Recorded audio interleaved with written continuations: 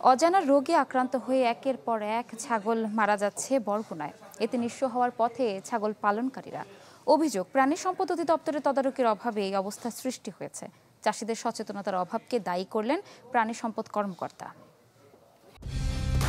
Colour expert, George sap এবং mild on hands technology সমৃদ্ধ Orix crystal wash আপনার laundry expert.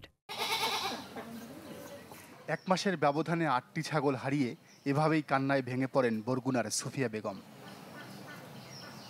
ছাগল পালন করে সচ্ছলতা এসেছিল দেলোয়ার হোসেন ও সুফিয়া দম্পতির পরিবারে। খামারে ছিল উন্নত জাতের ২২টি ছাগল, কিন্তু হঠাৎই অজানা রোগে চুরমার হয়ে গেছে তাদের সফলতার স্বপ্ন।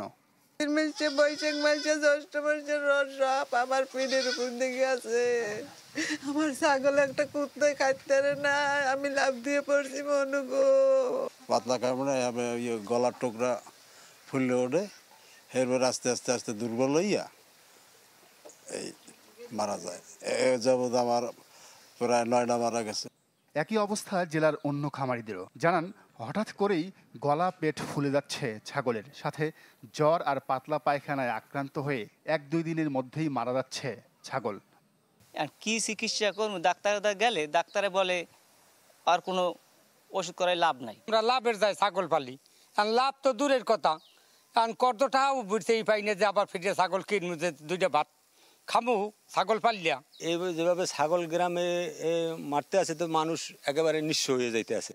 খাবারে বিষক্রিয়া সহ নানা কারণ উল্লেখ করলেও ছাগল মৃত্যুর সঠিক ব্যাখ্যা নেই প্রাণী সম্পদ কর্মকর্তার কাছে।